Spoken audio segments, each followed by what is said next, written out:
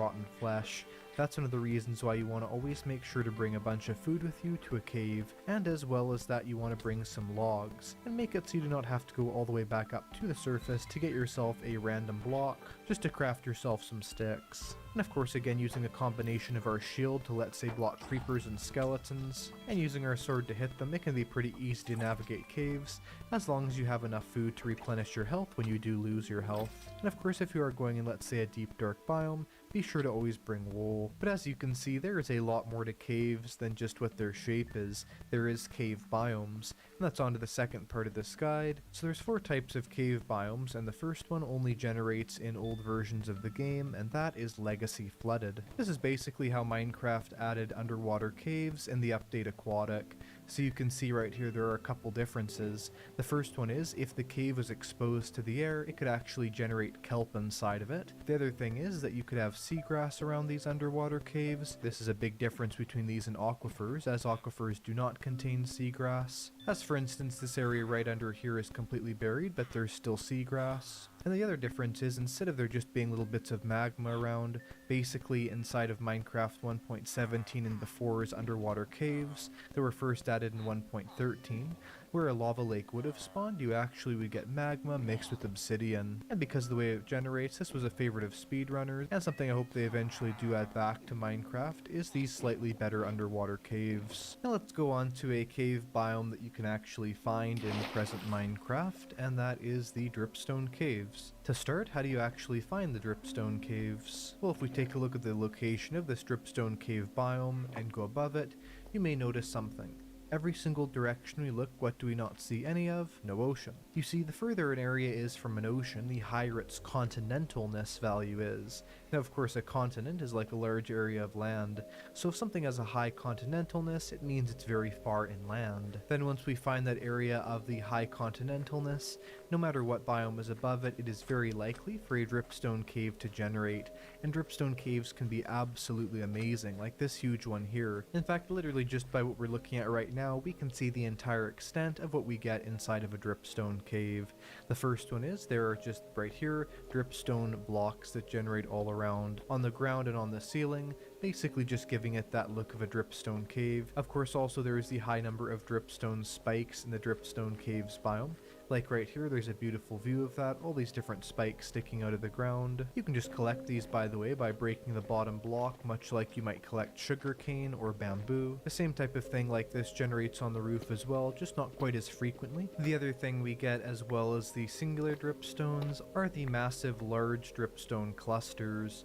Here's an example of one right here. These are basically huge recreations of the dripstone out of dripstone blocks. These things have more dripstone in them than you'd ever need, so if you do want to build out of dripstone blocks, it's definitely really easy to do that with these, and of course they'll only generate in large dripstone caves. Additionally, dripstone caves will have a couple random water blocks, and finally inside of dripstone caves, copper generates in really large blobs and is more frequent, although of course right there I find 2 individual copper blocks. In general, of course, it does tend to be true, so for instance up here we have a very large blob of copper that generates inside this cave here, so if you're looking for copper anytime, be sure to look inside of the dripstone cave. And one last important thing, if there is an aquifer inside of the dripstone cave, these aquifers can generate drowns in them, unlike every other underground biome, onto lush caves. But where do you actually find this axolotl containing lush cave? Well, the lush cave will generate under humid areas, so that means commonly underneath wooded badlands and jungles. Also, if you find a bamboo jungle or a old growth taiga or dark forest, they will almost always be the type of cave biome that generates underneath there. Even if it is bordering a jungle or some other type of humid biome, you will never find a lush cave generate underneath a forest biome or a plains or savanna or other type of grassy biome. And if that wasn't enough info on how to find one, there's an even easier method, and that is azalea trees. If you find an azalea tree, all you have to do is dig underneath it. You'll be digging out this rooted dirt that generates underneath it in this kind of strange pattern. And finally here at the bottom we've fallen into a lush cave, so do be aware of that. But anyway, that is how you find the lush cave. So once you've found it, what do you get in the lush cave? Well, for starters, as you saw right here, you do get a lot of tropical fish. Tropical fish can generate in the water of the lush cave, because oftentimes the cap of water mobs in a Minecraft world is not filled when you're in a lush cave, because they're not always next to the ocean, for example. These things can absolutely fill up with fish and basically make yourself natural fish farms. The reason why tropical fish generate here is because they're the favorite food of the axolotl, and the axolotls can generate here as well and even fight those tropical fish. The axolotls live in these beautiful clay pools. Now the pools themselves also grow drip leaf as well as small drip leaf. Both these items are incredibly beautiful and make the lush cave something really special. There's also azalea bushes that are flowering and non-flowering that are here, moss blocks, moss carpets, and tall and short grass. This is very similar to what you would get by just bone mealing a moss block and what goes around it, but there's two other things that are quite cool here, and that is on the roof we have these flowers that have the particles around them. These are known as spore blossoms, and they're really beautiful to bring back to a base because they drip these spores all around a huge area. And finally, looking at the roof all the way up there, what do you get in the lush cave? Well, for starters, as you saw right here, you do get a lot of tropical fish. Tropical fish can generate in the water of the lush cave, because oftentimes the cap of water mobs in a Minecraft world is not filled when you're in a lush cave, because they're not always next to the ocean, for example. These things can absolutely fill up with fish and basically make yourself natural fish farms.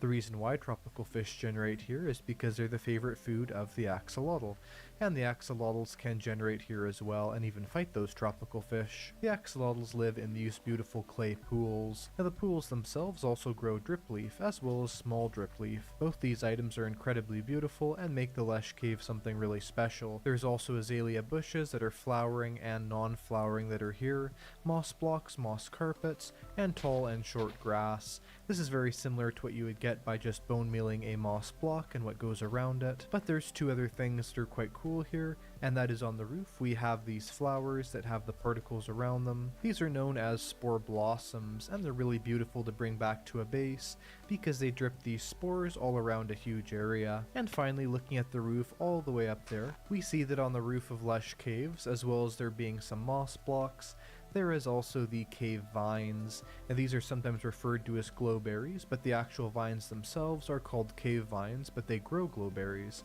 Right-clicking with a glowberry on anything will make it plant down like that. These can make a really good food source if you're in a lush cave, and because they're also a light source, they actually make there be a lot less hostile mobs here than you would think. Now for really the exact opposite of the lush caves, the deep dark. This is a very sinister biome, unlike the lush caves, and inside of it we actually have no mobs that can naturally generate. The only thing that can appear here sometimes is the warden. So for starters, where do you find the deep dark biome? Underneath mountains is a good place to start, but it doesn't have to be. The idea is it generates only underneath areas of low erosion, so basically really high up areas. That could even just be like that bit of plains biome and forest over there because it's quite high up. Its erosion is so low, and if we go beneath it, you can see, yes indeed, this is a deep dark biome under here. Deep dark biomes only start deep, and so because of that you'll very rarely see them in the stone layer of a world, almost only generating in the lower half of the deep slate layer. However, sometimes if they're feeling incredibly bold, you will see these generate quite high up. So the deep dark generates with a couple different things. We have these skulk blocks. These are a great instant source of XP and also give you a lot of exposed ores underneath them.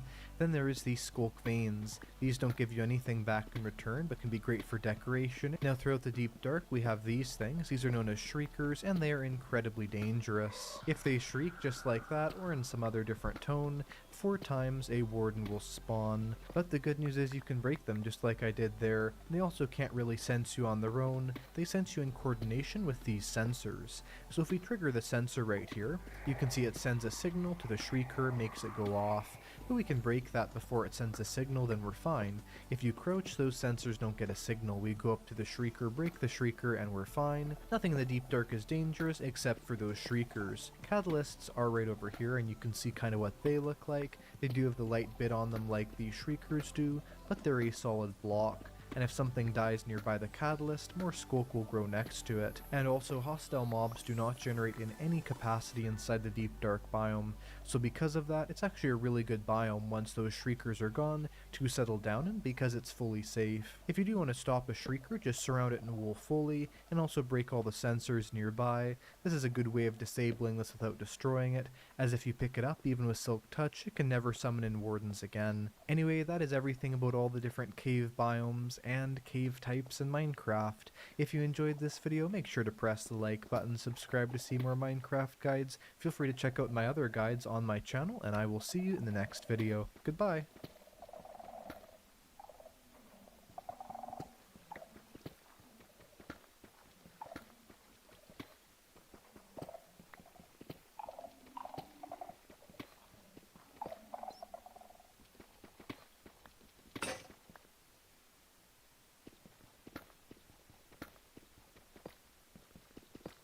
The Minecraft Forever world, the world everyone wants to achieve, yet many struggle to figure out what to do to keep the world going on forever and not just 2 weeks. Minecraft is a game where you're provided with the tools to do whatever you want, with some defined goals being thrown into the mix. People easily accomplish the defined goals like getting max gear and defeating the Ender Dragon, but there's only so many of these said defined goals for you to complete, often leaving the player wondering, well, now what do I do? Well, as someone who's been playing on the same world for just about 5 years, I can confidently say there is a ton of other stuff for you to do in the game. Actually, there's technically an infinite amount of things you can do. Although this can be quite problematic, as with so many choices, players can get overwhelmed and just quit altogether. If you want your Minecraft world to last forever, this is something you're going to want to avoid. So it's important you find out what you want to do in your world. As for what you can or should do, well, it's really up to you. But for those stuck at the drawing board, I have a bunch of ideas of things you really should do in your world that I'm safely going to say will make your world last way longer and just make it overall better. Before we get into these, I will clarify that some of these tips I'm going to mention, I haven't even gotten around to doing myself, but have learned by looking back at certain aspects of my world that honestly, I wish I could go back and have done some of these things from the start differently. This doesn't mean I can't go back and fix them now, but if I did some of these things earlier, it would have really improved my world. But with that, here are 10 things you need to do in your Minecraft Forever world. Something you should really do in your Minecraft world, preferably in the earliest stages, is decide what the center point of your world or village is going to be. As to why you want to decide where the center is located is because this is the spot where you should build your most impressive and largest scale project. This does a few things. One, it makes your world feel like it has a start, and everything you build around it will now feel more like a part of something bigger rather than individual builds. Two, your world will have a much bigger awe factor, as every time you log on in the middle of your town or base, there's something unbelievable for you to look at that just brings the whole world together. Now, I'll be honest, this is one of those things I didn't think of when I originally started my world, which I very much regret, as I love what this provides for your town. But I do have a build that is an example of what a good centerpiece build could be, and that is a giant castle tower. While I still need to give this an interior and terraform the outside, this exemplifies a large-scale build that serves well as a basis for your town. And this could be anything. It doesn't have to be a castle either. You could do a giant tree, maybe make your mega base as the center of the village. You could do a giant statue, your mansion, a coliseum, or even something just like a large town square with some form of mural in the center. It doesn't necessarily have to tower over everything else as well. You don't actually need a center point in your world or village, but I promise you, from many of the worlds I've seen, the ones I believe to be the best always have an impressive centerpiece that sets the vibe and tone of the world. It becomes iconic and is almost a symbol of that player's world. Now, the center of your town can only be the center if you expand outward, building all your different necessities and creating your town or your base around this centerpiece. When people finish their main base or their house, the first few things they tend to build are staples of any survival world. These include things like farms, a place to keep your animals, a nether portal, and some form of cave entrance. There's 2 ways you can build these. You can build them efficiently using only the blocks you need, making it simple and quickly, or you can make these more than just survival necessities and make them impressive builds on their own. To state it in simple terms, don't cut corners. Everything you make in your world should be given the proper time and care and effort to make it look nice. So instead of building something like a nether portal just for its use, decorate it with nether themed blocks to make it feel more like a portal entrance rather than just a black rectangle. Instead of building an 8x8 fence for your animals, build a nice barn. And instead of just digging a 1x2 hole into the ground to go mining, build a cave entrance with a prep room before you go down into the mines. This one makes your world feel more complete and put together, but also just provides you with plenty of content and gives you more of an incentive to build some of these things, as you know they actually serve a purpose. Speaking of incentive, hopefully if you found this video helpful or entertaining whatsoever so far, do me a favor and hit that like button as well as subscribe so you never miss out on future videos just like this one. It helps me out a lot and is completely free, so thank you. Now, expanding upon my last tip, I want to point out this should also apply to XP farms. XP farms, believe it or not, can provide your world with some of the most unique building opportunities. For example, if you're making a gunpowder farm, once the base farm is complete, don't just leave it looking all ugly and bland,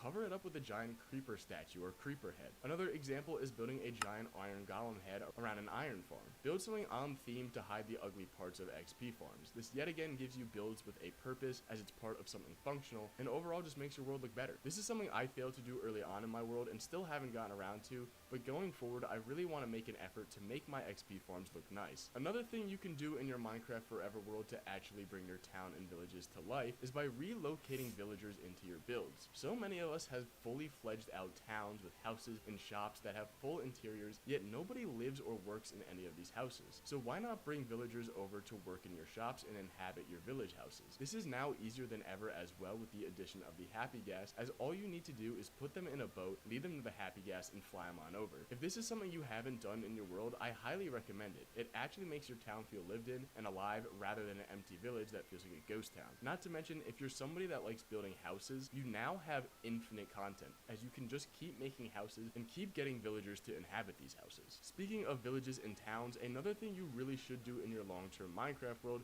is get beacons for every district of your world. While sure, getting one beacon shows you killed the wither, why not go further than this and grind out a bunch of them, getting a beacon for all your different towns and major districts. I personally like having the speed boost effect everywhere in my base, and there's a notable difference now every time I enter an area in my world that doesn't have this beacon boost applied. This is also great for players who enjoy the survival aspect of the game, as you have to go out and collect wither skeleton skulls, kill multiple withers, and go mining for the materials to craft a maxed out beacon. This really just helps your world make it feel like it belongs to someone experienced at the game and provides you with a ton of content. The next idea is something you see in a lot of big Minecraft Forever worlds, and that is a giant world map. This, in my opinion, is a must for any large scale world. It's really cool to see your entire world fill up this giant map and get a different view of what your world looks like from a perspective that shows you how much space you've really used up. It's also just a process that I find to be very fun, filling up each map individually and then placing them together like one big puzzle. You can also then build a giant monument or coliseum to surround the world map, dedicating an entire building to it, almost like a form of trophy room. Currently mine is in my museum, but I do plan on making a larger map with a building of its own in the future. Taking a step away from the future and looking at the past, many of you who have been playing on the same world long term are gonna have builds from earlier on that might not feel up to par when it comes to the build's quality. When put in a comparison with some of your newer builds, they just don't hold up. Going back and updating older builds is a great way to provide yourself with more content, as you may be thinking, I already have a barn, why would I need a new one? And that's a valid point, but take a look at the barn you have now. Is it something you're really impressed with or happy with? If not, give it a fresh coat of paint. Utilize some blocks from new updates to add little details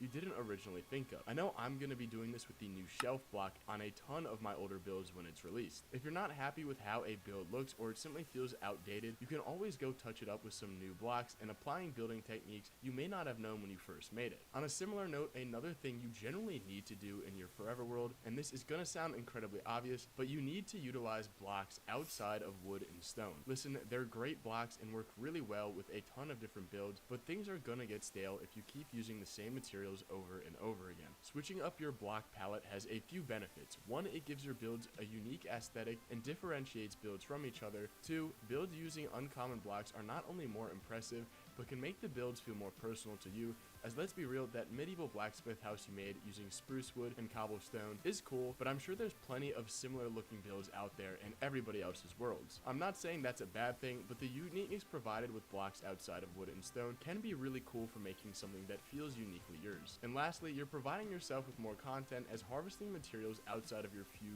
usual blocks is going to require you to go out of your way and find them instead of chopping down the nearest tree or using one of many automated farms. Maybe try building something with resin that has a very unique harvesting mechanic. Not a lot of people have used it in their builds. And I said it before, but I will clarify, there is nothing wrong with using wood and stone or having builds that appear similar to other people's. But if you've been playing for a long time and need to keep the game fresh, it's highly beneficial for you to switch up block types. So why don't you try using resin or terracotta or copper or blocks like this in your next few builds? And to dull this down, if you really do just like wood and stone, you can even just try using different types of wood and stone instead. Now, the next idea I want to mention that isn't necessarily needed for your world, but can definitely be a fun task, is to add a little lore, specifically by creating your own faction. How do you do this? Well, first you have to pick a color scheme and a logo, and then create banners you can place to signify the build or towns you create belong to one faction in your world. For example, if your faction's logo color is purple, you can create buildings that almost serve as government buildings or buildings where the leaders work, with purple roofs and purple detailing, as well as covering them up in your faction's banner. To take this a step further, you can customize your own appearance to match your faction as well. Apply the banner pattern to your shield, make your armor trims fitting to the faction's theme, and if you haven't already given all your important structures and towns names yet, you have to do this as well. This really adds lore to your world. This gives your world a bit of story, even if a simple one. It shows what towns are controlled by who, and can either make your world feel more connected, or can make your world feel larger by creating multiple different factions across your world. This is something I'll admit I haven't gotten around to doing in my world yet, as most of my builds have been super close together, but it's something I definitely want to do once I move on from building my main village. Lastly, something everyone needs to do in their forever world is simply just fill in the blank spaces. This is really straightforward, but many builds have little gaps in between that feel unfitting when they're surrounded by developed areas, so all those small gaps between major builds, fill up those little areas with things like a trading market, a broken wagon, a garden with a little fountain, or a little fish pond. Terraforming is another great way to do this, and building paths connecting your builds can also help greatly as well. While the big builds are definitely the eye candy of your world and are probably the most important part, it's the little details that really bring your world together, and filling in these small gaps, one, is just something for you to do, but two, is really going to go a long way towards helping your world feel more lived in. Something I would really like to do in my own world is start creating custom trees and rocks along the paths going between my different village sectors. This overall gives my world more of a finished look, and also helps take the world from a collection of separate builds to a world that feels interconnected. It goes from being a collection of houses to a village. Playing on a Minecraft Forever world can be challenging, as figuring out what to do can leave you feeling stuck. But I prompt you to try some of these tips I've mentioned, as I have found they have helped me greatly. Some of them help you figure out which aspects of your world need more attention, and some are just straight up fun, making your world feel more personal. I hope you guys are able to get some ideas from this video and apply them to your own world. But what do you guys think of these ideas? Do you plan on trying any of them? Why or why not? If you have any ideas of your own, I'd love to hear them down in the comments below. Now guys, if you did find this video enjoyable or helpful whatsoever, a like is greatly appreciated and goes a long way towards helping the channel out, as well as subscribing so you never miss out on another video just like this one. It will also help me reach my goal of 50,000 subscribers, so thank you. Anyways, that is it for today, guys. I appreciate you sticking around to the end, and I'll see you in the next one.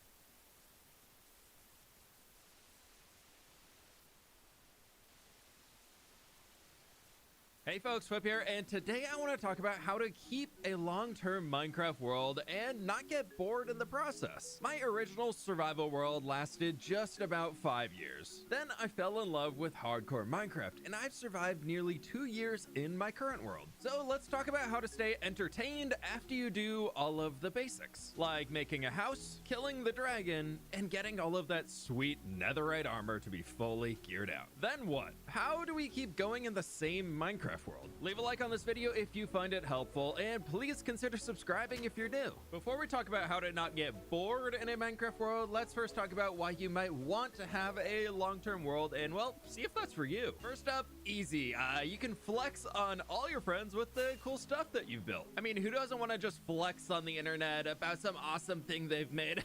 So what do you think of the tree I just built? On a completely unrelated note, of course. Okay, but for real, for me, I get such a great sense of personal accomplishment seeing everything I've built in one world. I can walk around this world endlessly and know that I've done all of this by myself, and that's honestly really cool to be able to see. That doesn't mean it has to be a single player world, though. This could be something you and a few close friends or family members do together, and you all get to enjoy the crazy progress you've made as a group, and you'll probably go a little bit quicker. Heck, even if you're a parent and want to build a huge Minecraft world for your kids or future kids to explore and just see their faces light up, along with the TNT at your house, but hey, at least they looked at it for a few seconds before blowing it up. Maybe just take some screenshots and a backup or two so you can still enjoy all the cool stuff you've made. Recently, Minecraft has turned into such a sprint of the game. Beat the dragon ASAP, build your mega base, and get all your fancy farms set up, and well, then what?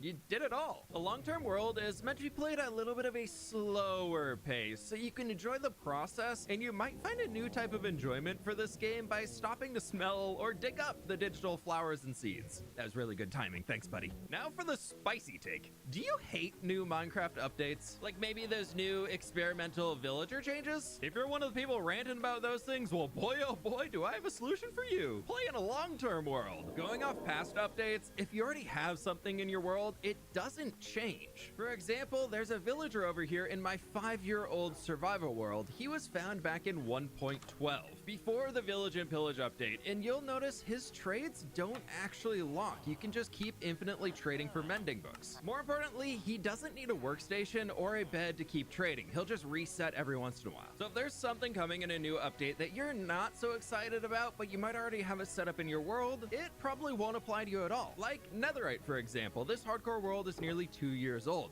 So you can see in here we've got a bunch of books, and over here we've got a bunch of different netherite tools, mostly in here, and a lot in here, more in here, and over here. So all of my netherite armor and tools are from before 1.20, so I didn't need to use the upgrade template, and I probably will never need it. Now sure, if you lose the stuff or the villager dies, you will need a replacement, but that's your fault. So get good and stop complaining.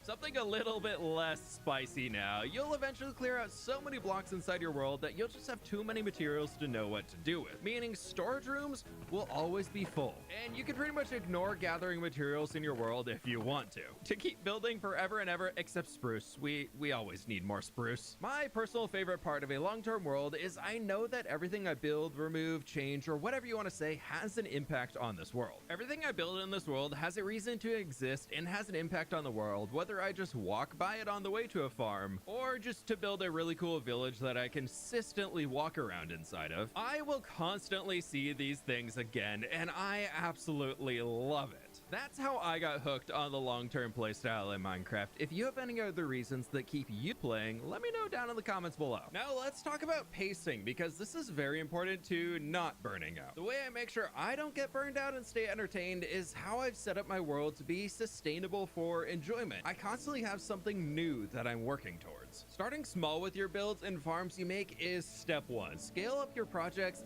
as you go along. Don't start with a 200,000 block mega base. Start with a house. This also applies to farms. Build a small starter iron farm instead of building the 1 million iron ingots per hour farm right away. That'll take you more than a month without any of the extra steps to help you out, just to make it a little bit easier. Then as the world lasted just about 5 years. Then I fell in love with hardcore Minecraft, and I've survived nearly 2 years in my current world. So let's talk about how to stay entertained after you do all of the basics, like making a house, killing the dragon, and getting all of that sweet netherite armor to be fully geared out. Then what? How do we keep going in the same Minecraft world? Leave a like on this video if you find it helpful, and please consider subscribing if you're new. Before we talk about how to not get bored in a Minecraft world, let's first talk about why you might want to have a long-term world and, well, see if that's for you. First up, easy. You can flex on all your friends with the cool stuff that you've built. I mean, who doesn't want to just flex on the internet about some awesome thing they've made? So what do you think of the tree I just built? On a completely unrelated note, of course. Okay, but for real, for me, I get such a great sense of personal accomplishment seeing everything I've built in one world. I can walk around this world endlessly and know that I've done all of this by myself, and that's honestly really cool to be able to see. That doesn't mean it has to be a single player world though. This could be something you and a few close friends or family members do together, and you all get to enjoy the crazy progress you've made as a group, and you'll probably go a little bit quicker. Heck, even if you're a parent and want to build a huge Minecraft world for your kids or future kids to explore and just see their faces light up, along with the TNT at your house, but hey, at least they looked at it for a few seconds before blowing it up. Maybe just take some screenshots and a backup or two so you can still enjoy all the cool stuff you've made. Recently, Minecraft has turned into such a sprint of the game. Beat the dragon ASAP, build your mega base, and get all your fancy farms set up, and well, then what?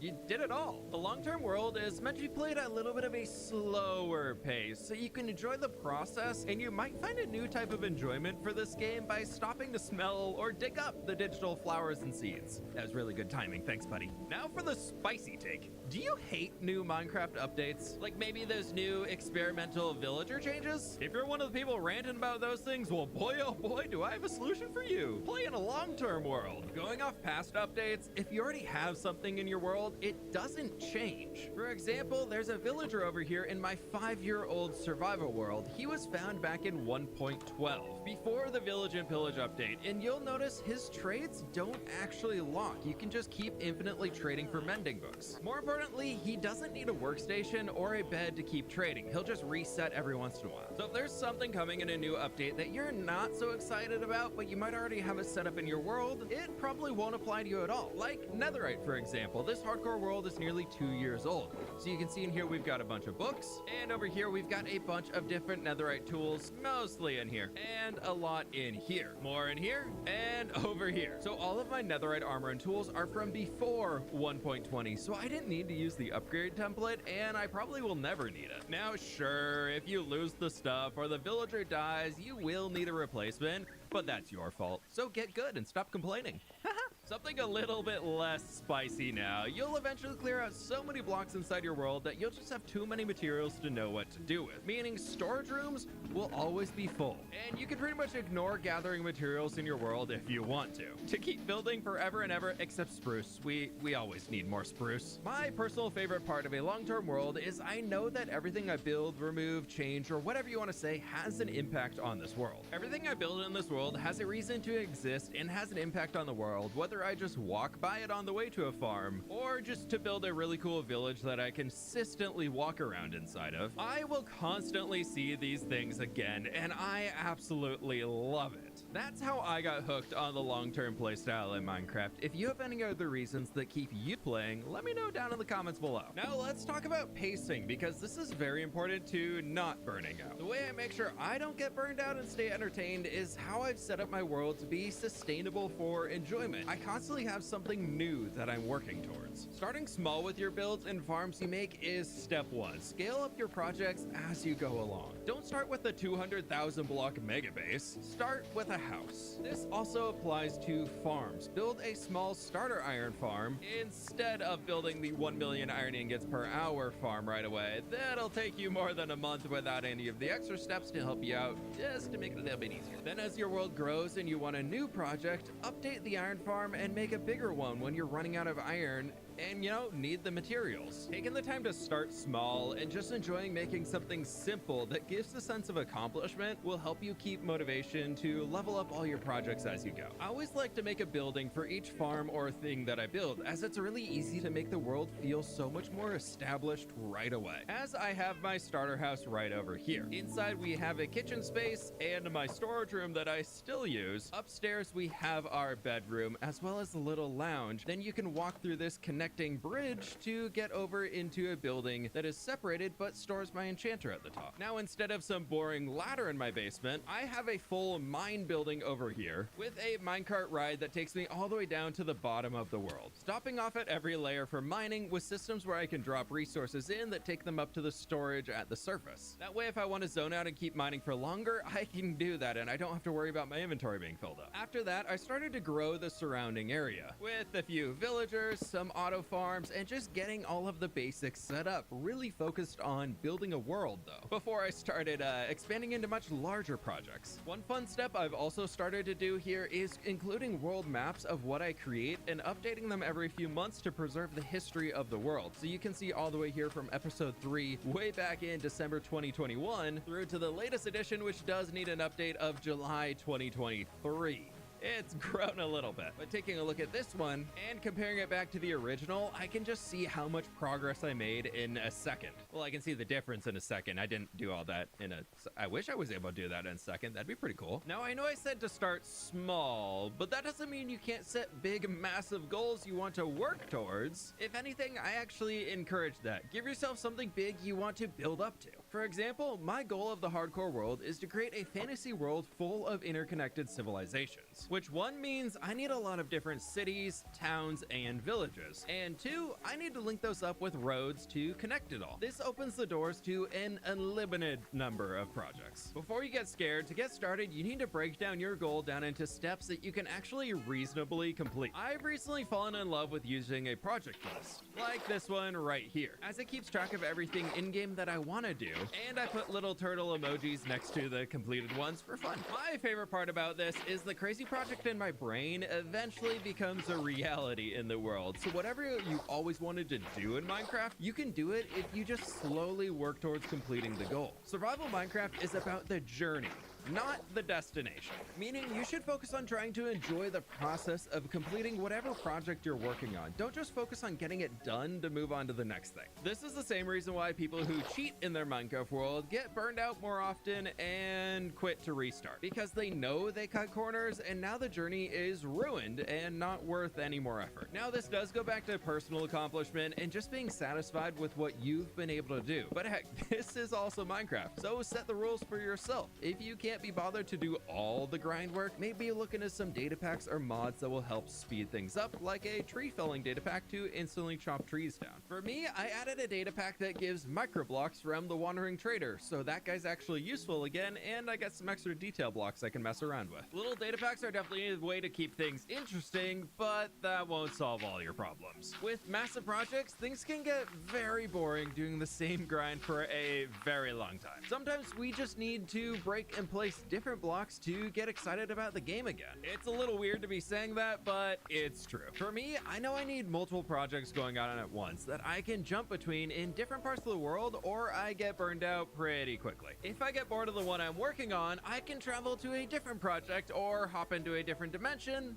and pick up where I left off on that one. About 3 months ago, I was feeling the burnout on my medieval city project. To get excited about Minecraft again, I started something completely new, but still on theme, refocusing on my main goal to build an interconnected fantasy world, which means I need a lot of different civilizations. So I found a desert about 1,500 blocks away and started building New Papyrus, a massive project out here to transform the desert into a lush river basin, eventually leading into a huge desert city theme right over there. I wrapped up this village project, and that inspiration tingle for the old city was back. I started getting excited to continue working on the medieval city itself, and I'm currently in the process of following that inspiration to just see where it takes me. All of this allows me to touch on my main goal while still feeling like I can jump around to different projects. We can only force our creativity to focus in one direction for so long. Sometimes we just need to let it go wild and kind of just follow along, which will eventually lead to your world having so many things going on that you can just create a story for yourself for how everything links together, which honestly helps me find new ideas to further that story. Or you can use the idea that a picture speaks 1,000 words, like I do, and you can just let the story be up to the person looking at it, without you ever having to write down a word about what is actually happening here, but allowing your buildings to communicate an idea across, like weird little magic glass thingy. Sure, I might have my own reason for where certain buildings exist in this world and why they exist, but some fans have created some really cool fan art stories stories telling their own stories about my world that are completely different than what I've said. Are they wrong? No. Could they be true? Yeah, maybe. Who knows? At that point, it's up to whoever's looking at it. Now, the one thing I do know as a survival builder is that I need a lot of blocks. So sometimes I have no option but to grind out a massive project until a farm is completed. I do try to line these up with times where I just don't have any desire to create any new buildings. Block breaking has turned into almost a form of meditation therapy for me, as I can just zone out and just break everything in front of me as I'm going. Now, I acknowledge that that can only stay interesting for so long, so I do allow myself to use things like TNT duping to speed up the process of removing entire land masses and get back into that building stage yet again. What do you think of this tree? I spent a month removing obsidian here. I wasn't about to spend another month breaking endstone, okay? So we've talked about removing blocks, but one important step to a forever world is adding in blocks to make build locations even better. Yes, I'm talking about terraforming. You don't need to travel 10,000 blocks away for the perfect build location. There's always spaces to build around your current base and expand off of that.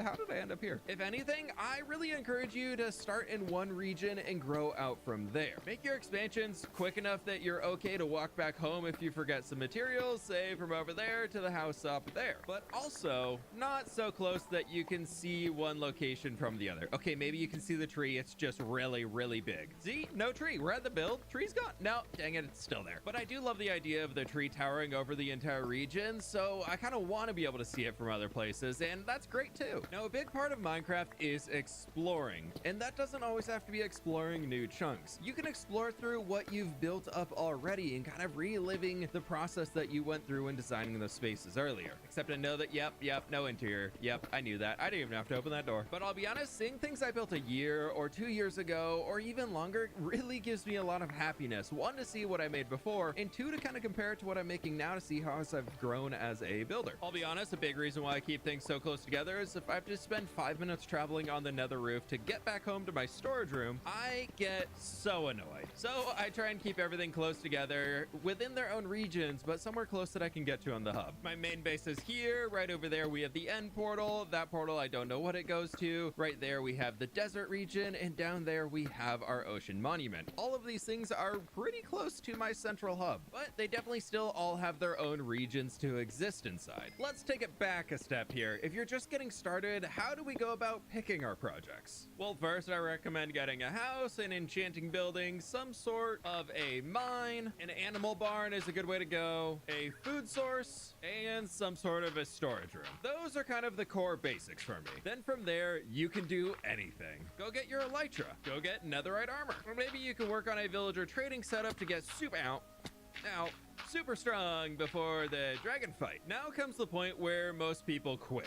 You have all of the basics done and the player power growth system is complete.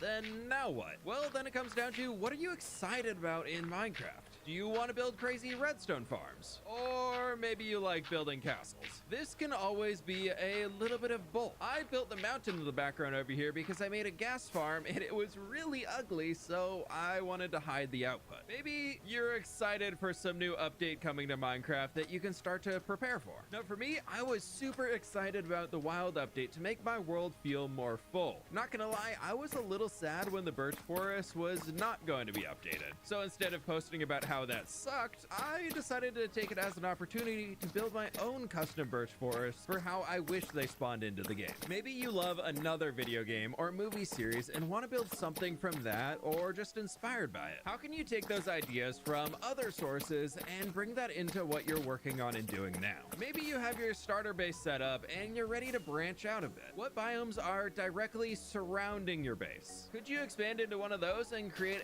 another base with a different build style? I have this snowy area to the north of my spawn. Eventually, I'd love to build a Nordic village up here along the frozen lake. I'm not quite ready to build in a snowy area in Minecraft yet, but it's something I have in my back pocket ready to go when I am looking for something. This comes back to the project book. This list really helps me stay engaged by always having something written down I can work on instead of fumbling around trying to think of what I want to do next. Even with the perfect project list and all of the options of things to do, this game can still be be boring. Or maybe you're just trying to figure out how to work up that motivation to get something started. I know for me, once I can get beyond the hurdle of actually starting something, the rest of the pieces do tend to fall in place more easily. If that's not working out and you're still bored, maybe you go work on something else, or that means it might be time for a new project? Or heck, I know, what if you turned off Minecraft?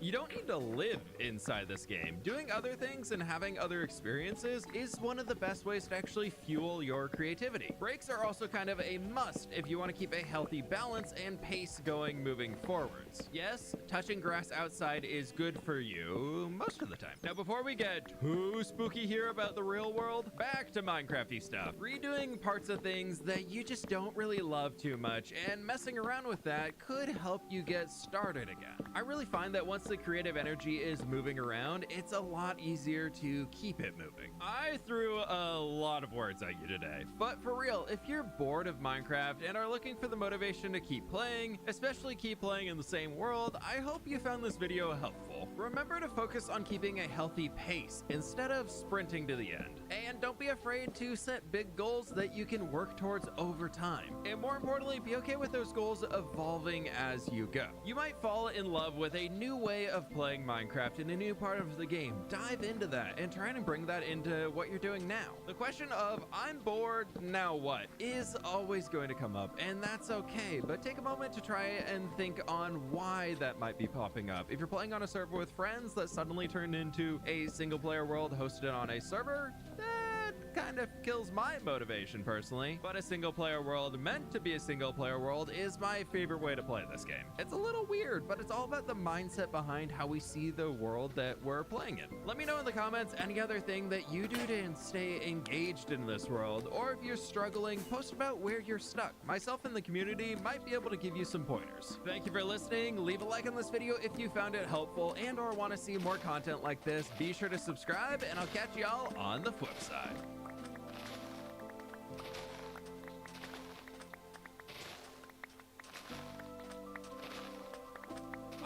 The last 3 years building in this hardcore Minecraft world with the goal of building an entire medieval fantasy world. I am on an adventure to completely transform this region into a lush farming community here along the river, where going back in time 4 months, it actually started here. The mountain, however, is no more, and we now have a ton of space to build in. And with that today, we are building the town to the east of the city of Path.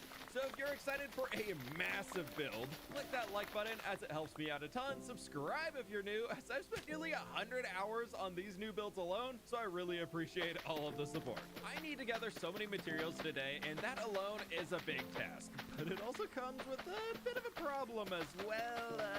I don't have many shulkers left, as I had to mine over 1 million blocks to bring down the mountain to even start this build project. And well, I'm a bit of a hoarder, so I have kept nearly every single block. And the first step is admitting it. And that means we're starting today's build with a massive side project to get more shulker boxes. And no, I'm not going to the end. Don't be silly, that'd be efficient. Why go to the end when I can instead place blocks down to free up shulker boxes? Okay, but before I can place the blocks down, we're doing a little bit of a gathering by clearing out a forest to get tons of oak and birch materials to use later. If you aren't familiar with this project, I am building a massive landscape in this world to create an entire mountain range. So a lot of the dirt and stone I gathered from the original mountain, I can just reuse it here to build a new mountain. I'm basically just picking up the first one, stretching it out, and placing it all back down here. Before I push this terrain too far going back, I want to finish looping it around the rest of this valley, so I figured I could clear a good few more shulker boxes by adding in some new guidelines so I can more easily extend the terrain project back later on. With those in place, the build now looks a little bit like this. And after clearing out a total of 38 shulker boxes, we now have a pretty dang cool looking landscape. But it did take about 20 hours to do all this new progress. Probably would have been faster to go to the end, but I am really happy with how this is turning out. And I do still have more boxes that I can clear here. And definitely plenty of materials we can start to use to build today. A 39th box. Right, back on track now. We need to actually focus on the town. I put all the treat materials that I brought back with me, and we've got plenty of logs now. And now it's time to gather everything else that I need for the build. My plan involves creating over 15 new buildings to fill in this town, which means we need a lot of different materials to make sure they don't all look the exact same. Thankfully, we have a lot of empty shulker boxes here that we can start to fill up with stuff again. With all of the wood logs I picked up, I decided that I should probably start here in the lumber mill, as I have a ton of log stripping that needs to be done with pretty much every single log type today, as well as crafting down a huge amount of different materials from stairs, trapdoors, fences, signs, hanging signs, buttons, fence gates, you name it, I probably crafted a few of them today. Unfortunately, even with 5 in-game days passing while working on all this, we've got a lot of stuff in here, but unfortunately, as mentioned, I'm nearly out of spruce as usual, and very much out of jungle too. Currently, I need a little over 300 spruce trapdoors, and 100 jungle trapdoors among all the other things, so we gotta go get gathering. I decided to first stop in the nearby jungle to chop down some of the larger trees and brought one of the empty shulker boxes with me so I could gather some extras to bring back home, as I find myself using jungle wood a lot more recently. Now, of course, my other addiction, I need those few hundred spruce trapdoors, so we're off to the logging region and tearing down a massive chunk of the forest over here as well. But here we go, all of the wooden materials are now together. I just completely filled 4 shulker boxes. Oh well, on to the next. Now, which is going to be a quick trip down into the villager trading cave, where first up, I'm resorting to my original emerald. Nope, those aren't emeralds. These are emeralds.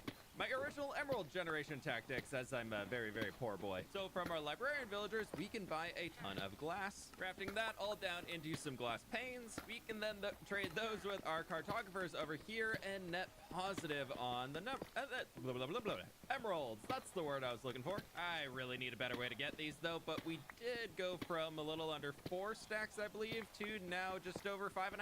I'm gonna be careful not to use all of these, but I need to buy a lot of campfires, and a full stack should do. Running across the cave, we can also then buy a ton of bricks, as I'm gonna need a lot of these. As first and foremost, I need to get a bunch of decorated pots and flower pots. Then we're just using a ton of brick blocks to help build some structures. I'm gonna need some more empty shulker boxes for this project, I think. It's a big one. Let's see what I can pull out of my quarry storage room right now as well. We've got a lot of stuff in here, and hopefully, please, yes! And not quite as good, but maybe enough. Probably not. Just a quick 30 minutes in the quarry where I've got everything, but we need to actually make a quick trip underground, as everything except deep slate and tough blocks. So down into the mines we go. Now I just need to actually find some tough down here, as I have destroyed this place.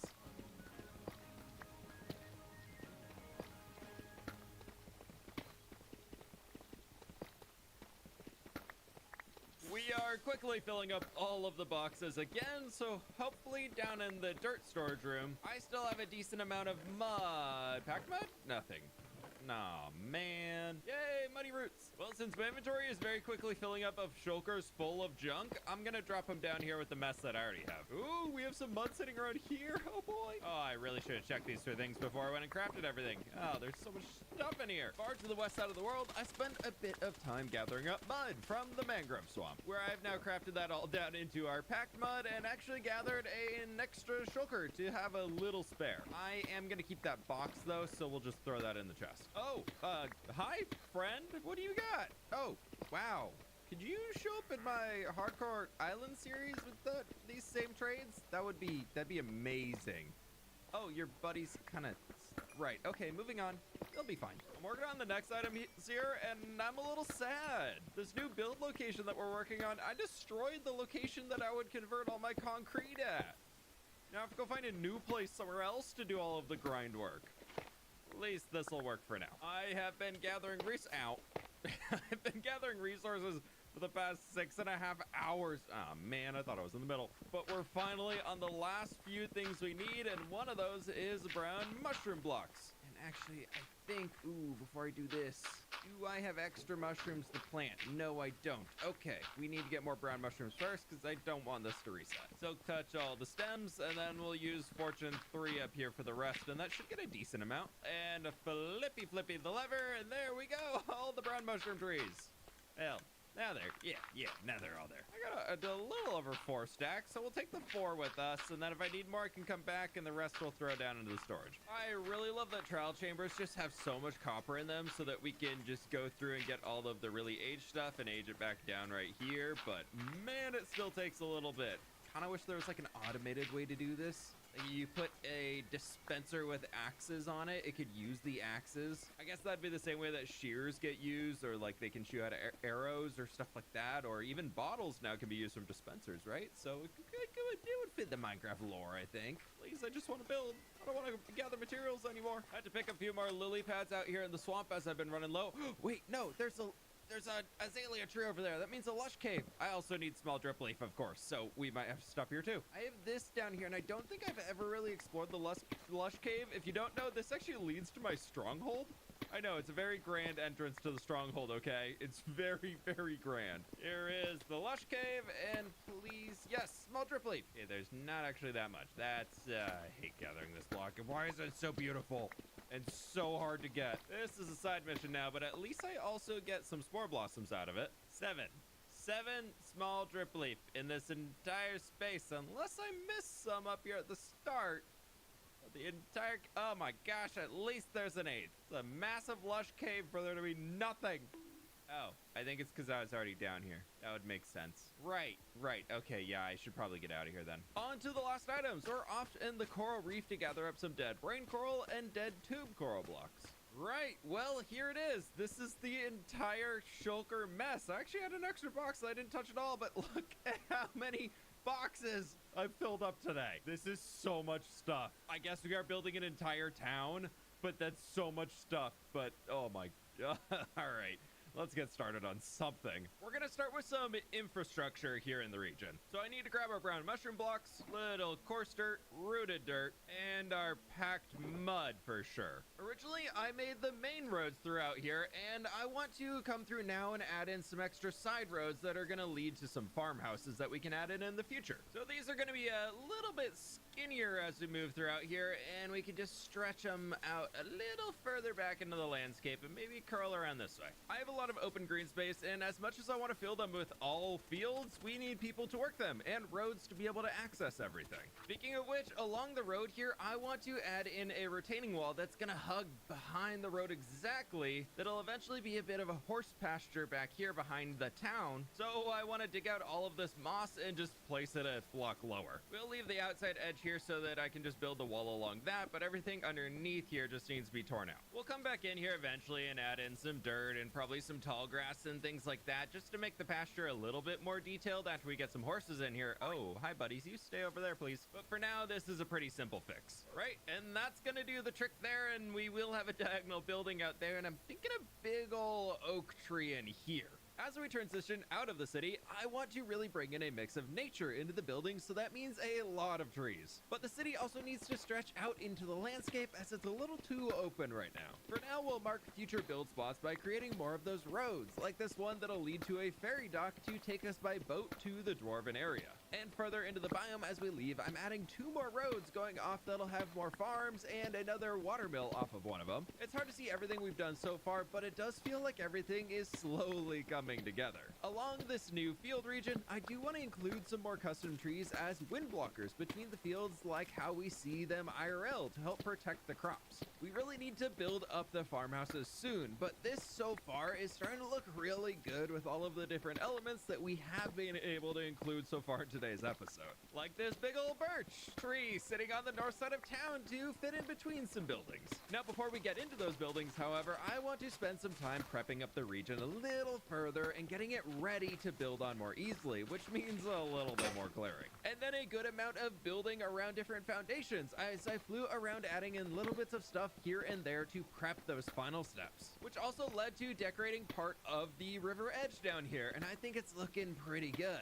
We'll add in more stuff as we go for sure, but it's a great start, and well, it's time to plant a field. Flying back into town, I picked up an entire shulker full of wheat seeds to plant right next to our last field. And I got right into it, removing some of the moss from the plot of land to bring in dirt and later convert it to farmland after we water the soil so that the wheat can grow quickly and healthily. Just like you should subscribe to join a healthy community and help it grow more quickly. You can also go super above and beyond by clicking the like button, which is the same as adding bone meal to the wheat seeds to make it grow instantly. Terrible references aside, thank you so much for the support, and here we have field 82. Where I wish there was like a reverse bone meal to lock it in this like younger stage of wheat, because oh, it looks so good with the full grown one there and this like partially grown one over here. Oh man, I wish we could do that. That would be so fun. Regardless though, I think two massive wheat fields right next to each other here is going to be really, really cool when we keep moving further. I think we'll have to add in a few other types of crops, like more flower fields and whatnot soon though, but it's so good.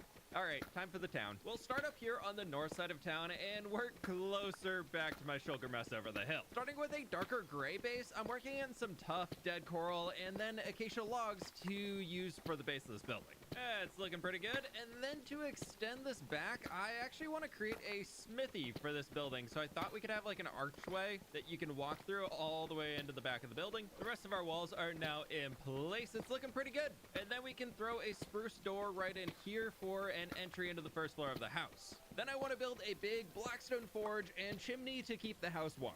The rest of this house is going for a theme I've used before, with alternating pillars of sandstone and oak logs with a little shading and some windows built in before we throw on a spruce and mud brick roof.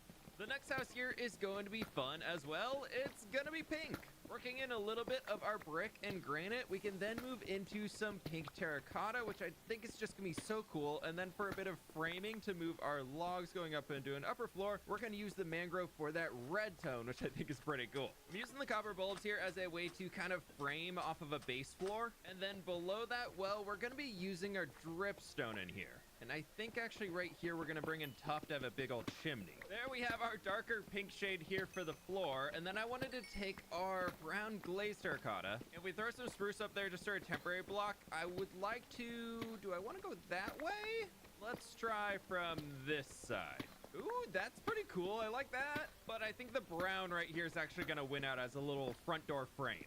Now for the real pink vibes on the upper floor, we're gonna be bringing in some cherry wood along with the white terracotta, as it kind of surprisingly works well for the pink tone.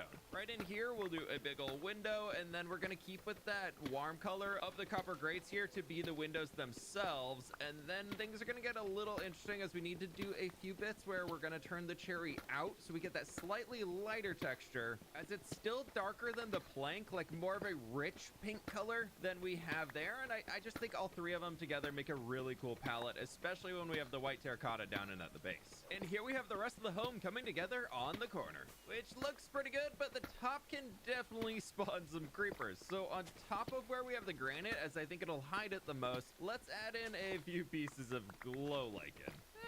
Should honestly do it. Yeah, we can have a little on the chimney too. My only current question is this side of the building is rather flat, so I tried breaking it up with our big chimney coming out the side here, and then we have this little balcony where those copper trapdoors are going to age all the way down to the final stage. You can see one already is kind of getting there, but it's a bit of a abrupt end to the building here. I think it's okay for now, especially we'll throw a big market stall in here, but yeah, I don't know. What do we think on that? All I know is we need a lot more buildings over for the rest of this. We have a lot of buildings left to go, so I decided to just set my afternoon aside and get to work on creating the next few homes along the back street of the north side of town, which will help enclose the horse pasture behind it too. Our first here is going to either be a chapel or a guild hall, something that's stood around for quite a while. Then right next to that, a little inspired by the Elder Scrolls series, I'm adding in a horse merchant to work the pasture that I previously mentioned, and I have some space for more horses to stay in town, to have some more just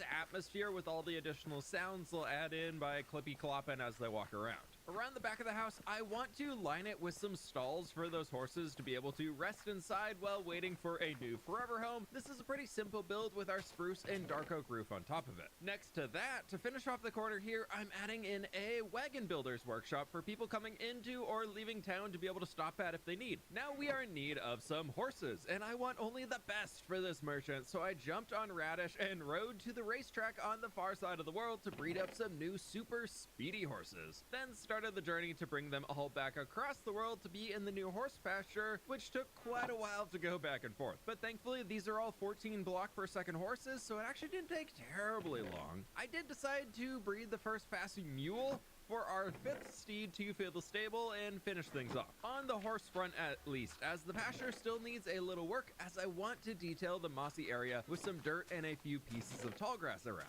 For more horsing around, right across the street, I'm adding in a general stables for mounts to stay as people stop by the town. The time lapse definitely broke, so enjoy a shot of the finished roof, and then me adding in a sign afterwards to the front. And okay, I've been a little busy after that too as well. I finished the final building on the north side of town here. I think I might have called it the south. This is definitely north, but we have this big old building here that I think is going to be an inn, but regardless, it's looking so good. I love the really messy texturing on it. Working a little bit of our light gray terracotta in there too, and between all the mushroom block and the dirt, I feel like it's a really fun vibe.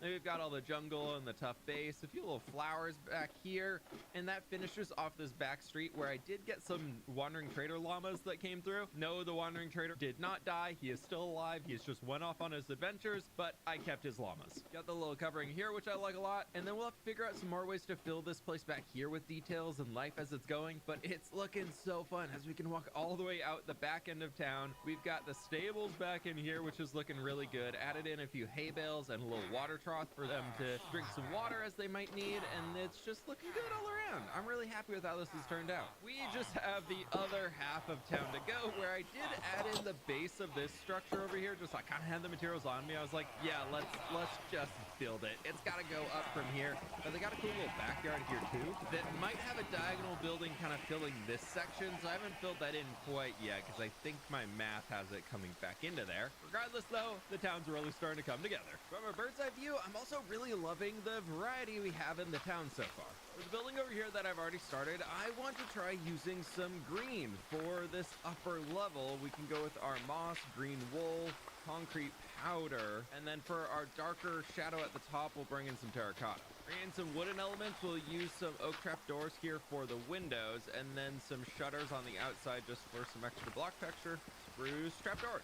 And for some final details, I added a window at the top that'll go into the attic, and then put some campfires over everything, and we end with that, which looks pretty good. Oh, you know what though? I wanted to also wrap the bottom here to make it feel more wood-like instead of being all just green stuff like it's a green painted wood. I thought we could bring in some spruce signs wrapping around. The rest of that green second floor is on, and oh, looks like I missed a sign right there. This is gonna be butting up right against another building since we're on this smaller street here, but it's looking pretty good. And I was thinking up in this space there, why not add in even more green? Yeah! And then we can bone meal that and get a little light, and maybe right over here we just throw in a, can I open that back please? Thank you. A little hanging roof.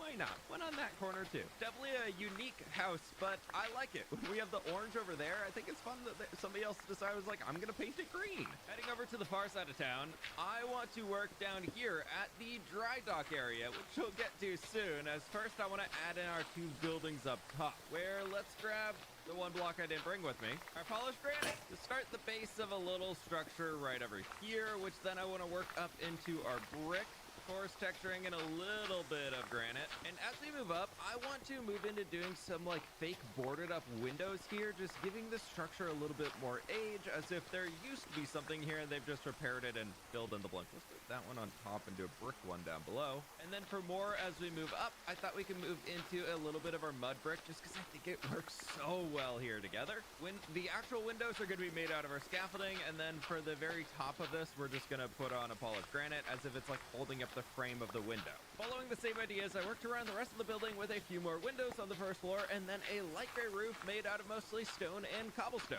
Very important interruption here. We have a friend. a new friend, my best friend. He trades small Dripleaf. And if only he'd show up in the Hardcore Island world with both of those, that would be lovely. But 10 more small Dripleaf, I'll take it. And in that right in here. Down by the river, I've set up a small workstation here underneath the canopy, and I want to add in a few mangrove logs right here, just to show some extra wood being piled up. In that open muddy spot we have, I want to recreate one of these boats as if it's being repaired or currently being built to set out onto the river. I've added some base supporting frames in here, and this can be like a way to wheel things up on top of the bottom, and then I've got the bottom of the hole starting, so let's grab some mangrove log, planks, hanging signs, trapdoors, and the works. As I want to make this look like it's still kind of being worked out here, so we're gonna put in a few pieces of log and stripped log as if it's kind of like a messier version of all the planks down here. Our base shape's now in, and then I need to come through with all of our trapdoors, put these up on the edge, as we're gonna do the trick with the hanging signs again to make it look a little bit more full, even though it's a skinny diagonal here. Which means taking your hanging signs underneath, standing at the angle, and placing it like that, and then at the front we kind of turn it so it's one more over. Looks a little weird up close here, but I think as you get farther away, it kind of blends in more to being a straight line across. Yeah, I like that. Oh, that's so fun for a little boat dock down here. Now for the building right up there. With the dry dock done, we have another building around the central plaza coming together with stones, spruce wood, and jungle logs for the roof. And I have already started on the next building, where I gotta say, I love how many tones of gray blocks we have in Minecraft now. It just makes building so much more fun since there's so much more variety and we can get a little bit of contrast in here, and it's just so good. But on the backside, I did add a few more details in here too, and I like how it's coming together. We got a little workstation up here. I've been adding some decorative pots around because I kind of forgot those existed for a little while. Okay, the rest of our base floor is on here, and I kind of love how much this overhangs and creates almost like an archway here to look across to the city on the far side of the river. Oh, it's so good. We're in the happy times of this build is nearing its end, and I'm gonna see all the cool things I made. I'm like, oh yay, I love these buildings. As to the second floor, I want to grab the whites, our light grays, a little andesite maybe, and diorite. And there goes our second layer, and third layer is being completed as well with a little strip of our jungle logs going down to break it up. Now for the roof itself, I want to work in some of our mud brick,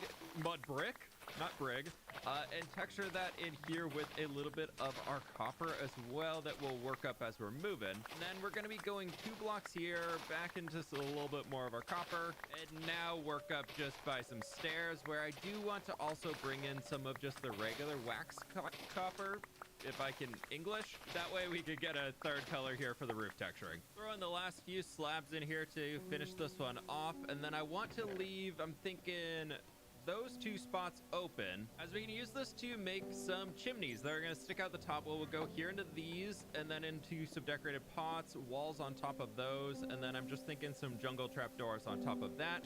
We don't need campfire smoke coming out the top of every single one of the chimneys. And then here in the top in the middle, to spawn proof this section, let's just throw some iron bars on, and then we'll throw some of our light gray candles on top of the bars. Yeah, that looks pretty good, and looks pretty good from down below too. Oh, I like that. And there we have another building here in the town, looking pretty good. From here, I want to finish off the final buildings on this back street to seal off that corner as we work our way into the center of town. These 2 are both looking pretty good. We got a lot of outdoor areas that need to be decorated, and I've kind of started here along the street, but I'm holding off until we get the 2 final buildings that are gonna fill up this grassy area in here. But now for one of my extra favorite parts of working on any massive project like these, I get to start condensing my shulker boxes down and clear up some of the empty ones, so we can put all of that in there, move some of the stone and everything in here. Maybe we pull all of this out, and I think I can pull all of this one out too, and we can just slap it all in here. Okay, maybe not, but you know, we're pretty close. We're pretty close.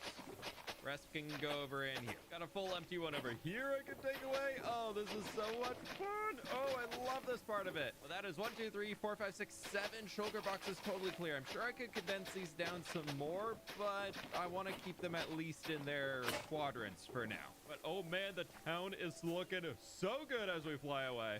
And the empty boxes can go back in here. I've been at this for literal days IRL building, and it's so cool to see only one space remaining to fill in, which will start on a small house for the corner, going for a dark contrast of basalt for the base, and then the upper floors are made out of bone block with a brown roof with mostly spruce filling it in to complete the corner. Then next door we're going to have a fancy merchant house with a big brick base to it and yellow colors going up the second and third floor to really stand out, and finally some of those warm tones for the roof with a chimney thrown in. It's done, it's done, it's done. All of the town buildings are done. We just have a really open space in here, but look at that. Oh, they're finally done. That one there on the corner is, nope. I thought I missed the window. It's in there. It's just a little dark. No interiors on anything in here, but you know, that's the flip way for now. We just say we'll do it in the future, and then we never do it, but it's fine. Overall, I'm really happy with this building here. I wanted something right in the middle that's taller and also stands out color-wise, just to be like the rich old dude who lives in the town that's always been here. Is like, hey kids, get off my lawn, blah, blah, blah, blah. Like, this is my town. I've been here.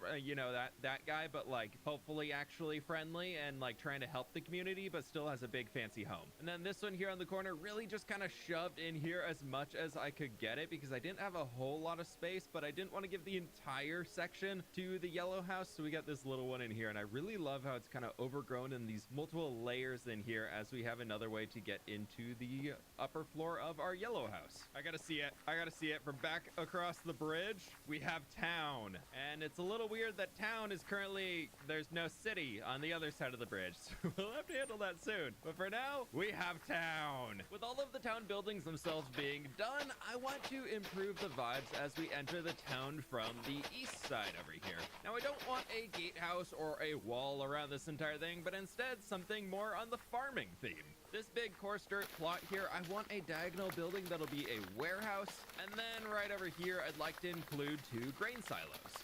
That all means I need more blocks to build with. We'll just leave this entire mess here for now. I don't want to clean it up yet. We've been through this already, so I'll suffer and you can enjoy a nice cinematic journey as I put together all of the materials again, including a scenic trip down into the mines as I once again require all of the tough blocks. Back home for the night and to pick up a little bit of copper from in the house. Then I headed over to the iron farm as I have nearly run out of emeralds, so for a quick fix, I'm using the iron to trade with my toolsmiths at the top of the villager training hall, to then jump down and purchase a bunch of campfires from my fishermen yet again. Lastly, stopping for some greenery in town at the foliage market. And here we have new boxes, and I have to wait for 2 more trapdoors to age down. But we can at least get started for now, as I want to take some dead coral for the base of this structure, and then on top of all of our dead coral, I'm gonna bring in composters going all the way around. Now for the rest of this guy, what do we got in here? I want to use oak, jungle, strip jungle, and maybe some packed mud for texturing. We'll give it a shot. Just need to put the last few of these campfires out here for little overhangs as we walk in the front doors, but this is looking really cool. You can see I've started on the roof. Well, I've started on the ceiling with a bunch of spruce, and I've left these open for very important reasons, and that is left open as well. But I've got the starting point of something in here, and one thing I wanted to point out, in order to make an archway here on an angle, I brought in these fence gates just so it barely brings that spruce down a bit and creates the slightest of slight curves. That was the best I could really come up with here, and I like how it turned out without doing full stairs, because I didn't want to bring it down all the way to the bottom of that. Then we've got these big old doors on the front here with our jungle. I'm kind of working for this view coming in here, and just let's get this roof on, and you'll see why. For the roof, we're going to be working in some of our deep slate here, which is going to be a lot of what's along the edge right now. And then you've already seen it in my hand, we're going to be moving into some tough bricks from here. Of course, since it is spawnable up here, we will put a few pieces of glow lichen in. Moving up into a little bit of tuff here, the roof is now on, and then we can transition out into using some spruce and scaffolding, as I want to bring in a few ways for more airflow to come in the building from the top. It's gonna be very weird from the inside, but from the outside, I think it'll look pretty cool. So we start with something like this, and stacking up some slabs to a point, we end with that, which I think is really cool. Now we just need to decorate the inside of this building. Yes, I said decorate. One of my trapdoors, it's aged. Yay. There we go. Now we're not just looking into a big empty space on the inside. It's pretty cramped in here, working on the diagonal and trying to get, actual feasible looking storage shelves in, but I like it. I think it's a really good detail, and I was thinking while working on it, I love this big old tree, and that flat wall there is a little off, so we can cover it up with a little tree. Yep. That is looking much better. And we can turn our way down the road over here to the grain silos. These are going to be more simple builds, as it's not a glamorous part of the world, something purely functional and really just built to last. But it does help to complete the vibe as we walk into town, and it's just looking so good. Honestly, I think it's just the giant oak tree that's really bringing it together, but I am really, really happy with this part of the world right now. Okay, maybe a little bit of grass right along here, though. Yeah, Okay, moving on. Now that we have some buildings established, I want to spend a little bit more time fixing that, but I want to add some more smaller details around the town, like this little well we can have here for some fresh drinking water. We still have a lot of areas that need detail throughout the entire town, but I want to start tackling off a few of those. So over on the north side here, we have this little smithy that I just think could use a little bit of extra love, and a pile of ore.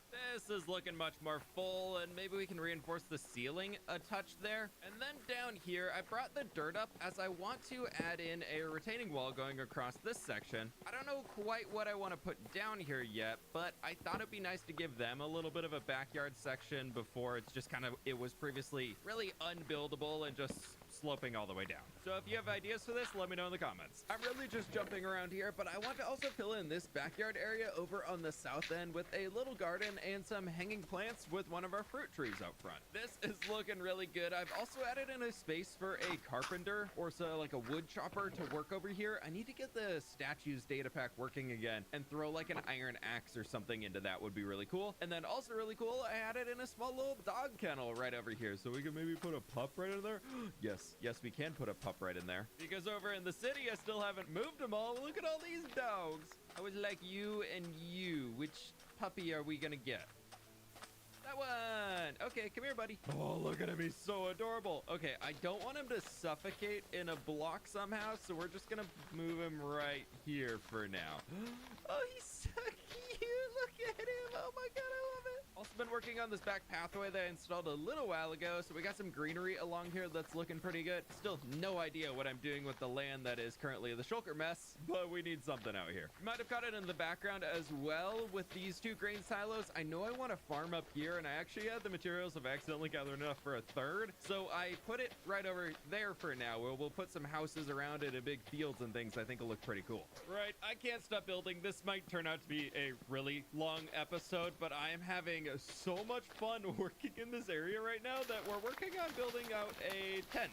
Maybe this is a little bit lower, as this is going to be a market stall. I thought we could build something really, really fun up here, and I need a few dummy blocks. I guess we're going to use barrels, as I want to flip a lightning rod upside down on top. We're going to build the entire canopy here out of our mangrove, where we're going to end with something a little like this. And I was thinking here in the middle, hopefully, yes, there are blocks below us, as I want to flood this section here, surround with our spruce trap doors, and fill it with some live coral that'll be touching water, so it's going to keep its color. This is meant to be like a little grocery stand of sorts, kind of miscellaneous stuff. Since it is getting dark, let's throw some candles in with maybe that guy right there. You know, at the end here, let's instead bring in some looms just for an extra extension, and maybe orange candles here. And very important, on top of this barrel, we have a giant block of cheese. It's cheese, okay? Some big old flower pots in here. And there we go, a little more love added in, and this is looking really cool. We got some campfires back here with potatoes on top, which I think is fun, and just a lot of stuff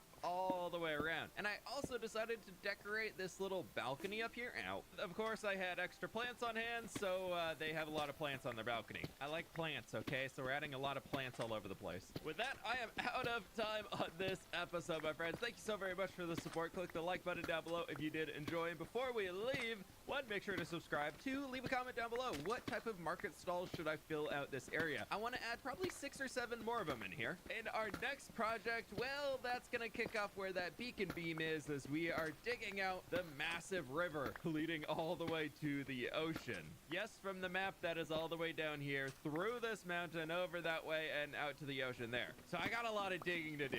But thank you so very much for watching. Click that like if you didn't already. So like, don't double click it, but like click it once so we turn it on. But anyways, subscribe and click that one once, not twice. Twice would be weird because then you'd unsubscribe and that would be sad. But anyways, I'll catch you all on the flip side. Bye.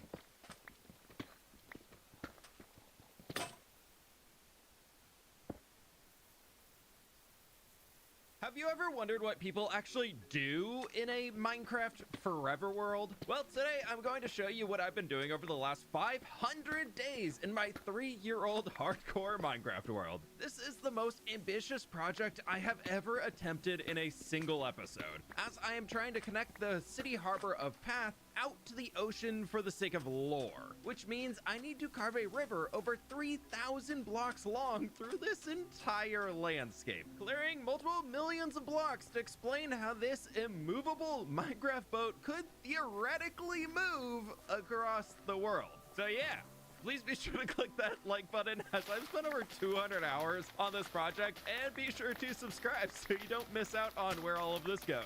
Please, I really appreciate it. Thank you so much. This was a lot of effort, and I really appreciate the support. Okay, let's go. Today is currently December 12th, 2024, and I am currently on day 8,350 in the hardcore world. I have no idea how long this project is going to take, but I feel like I want that as a reference point, and that kind of scares me. The first step here is going to be setting up a ton of beacons in order to get haste 2 to be able to instant mine stone and cut down on the overall time that I'm gonna need to spend purely digging out this river network, as any time that I can save will be amazing down the road.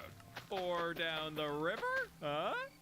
In order to prepare further, I'm also stocking up on extra beacons to expand the network later, which means I need Wither Skelly Skulls to get started. To make this quick, I went into the end to summon withers underneath the exit portal, and proceeded to kill 16 of them to get 16 nether stars, which means 16 more beacons I can now place around the world. And here we have 16 more beacons, which we can go ahead and just throw in here for now for a total of 20 extra ones that we can be using. Oh, that's very helpful. Those are going to help out a ton with digging the area out, instead of needing to leapfrog my current beacons. With that, we can finally get into the digging. I have no plan currently outside of like the general rough path of the river, so the first section I decided to carve out the edges to know exactly what I need to dig out inside for now, where we are going to connect all the way into the lake in front of the Dwarven City. And this first segment alone, I have spent nearly 2 hours digging out just this to get it down to our water level. The steep cliffs along the edge of our path are temporary though, as I want to bring in the waterway first and then worry about transforming the outer edges to look more natural, as my brain is currently in dig mode, not build mode. And here you can see a little glimpse of what we have managed to complete so far. It's not too much though, so I do need to keep digging out the area where I am deciding to focus underneath the bridge for now to get a better idea of what this might all look like at in the end, which involved digging a small segment down to about 9 blocks deep underwater, as I'm currently using this in front of my city harbor. So this can get an idea if I'd like the same feel over here for the rest of the river, or if anything needs to be changed. After I hit the depth, I decided to bring in a ton of mud to cover it all over, and then filled the entire section in with our water buckets, and finally used a water bottle in order to convert all of that dirt into mud. Where on top of that, I've also finished up a little bit of a bigger section along this whole river. And as you can see, the blocks are still down here despawning. I haven't brought the mud in quite yet, and it's definitely not water sources you can see by all these particles going around, but I think this shape is working pretty well. To finish it off for now, we just need to bring in the rest of our dirt down here along the bottom, and I don't really want to tackle redoing the entire lake over here yet, so we're just gonna kind of end this off to that point for now. But I should probably try and fill in all of the water sources under here. We now have water sources across everywhere, and I need to take my water bottle and come through here and convert all of this into mud, which is gonna be so painfully loud. I can't do it. I can't do it. I can't do it. Volume, we're going down. It's fine. It just won't be safe, but at least it'll keep my sanity.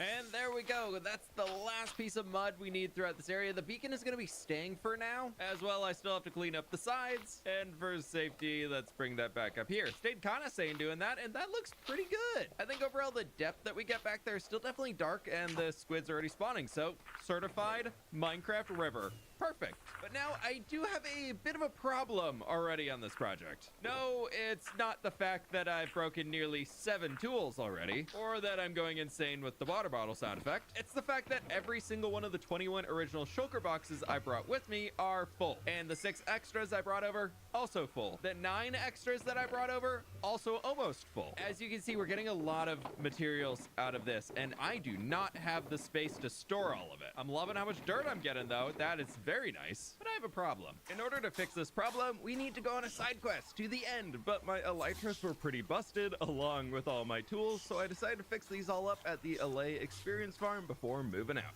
A quick trip through the nether, and we can jump out into the end and take a gateway to the far islands. Not too long after, I found a city with a boat and decided that I want to put about 1 hour on the clock to see how many shulker shells I am able to get. And for full transparency, I use a data pack that means shulkers will always drop 2 shells. So this farming session, as long as we can find cities, should be pretty solid. After clearing out the first one, we quickly found a second city, and before anyone comments saying that I should build a shulker farm, I don't want to at all. The end dimension has no purpose, really, in endgame outside of farming shulker boxes and a few technical farms requiring the gateways. So I don't want to completely eliminate my reason to actually come out to one of the 3 dimensions of Minecraft by building a shulker farm. I'd miss out on opportunities like this where we can see multiple end cities right next to each other, which is just pretty cool. And this isn't taking too long, about 25 minutes in, and I already have 108 shells already. I did quickly find another end city with another ship, so after we now have an extra elytra, yay, and a whole mess of shulkers to fight through to get even more shells from this brand new city. I am zooming through the hour. We're about 40 minutes in now, and I just found 2 more cities back to back and quickly zoomed through all of them, fighting and clearing out every single shulker and looting all of the goodies from the chests that I could get. Before I found this behemoth of an end city. It might be the largest one I think I've ever seen, and I entered it in with about 15 minutes left, so this is definitely gonna be the last city I'm able to find during the hour, and I ended up going a few minutes over here to wrap up clearing this entire space because I didn't want to come back to a half-cleared city later on. So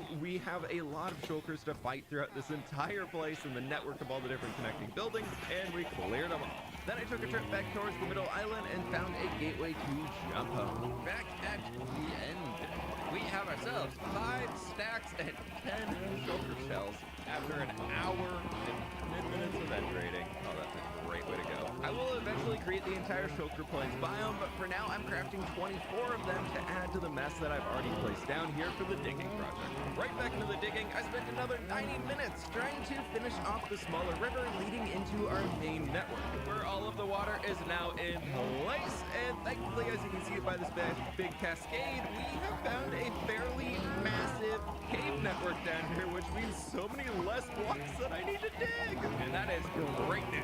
Now I just need to dig all these blocks that I haven't dug yet. Oh man, it's okay, I did this myself. I said I wanted to do this, so we're gonna keep working on the river. My next goal is to link these 2 rivers together with water, so we're digging out from the main river, going layer by layer to reduce the total number of blocks mined, as I can bring in the dirt along the edges to slope down towards the center more quickly than digging out a massive block and refilling it all in. A quick update here, as we are nearly halfway through the digging to the conjoining point, but I am finding that digging out an area while it's dry is a lot easier than having it all flooded. But I also can't deny the mental satisfaction of seeing a river full of water, so I did come through and fill this new section in. There's still a massive chunk of stone in here, but we are getting pretty close to linking the 2 rivers together into one, and then the real grind begins. Thankfully, though, that means we don't have to dig out too much when we get down there. It's more actually building the bottom of the river. So I've literally just now updated to 1.21.4, and I was over here,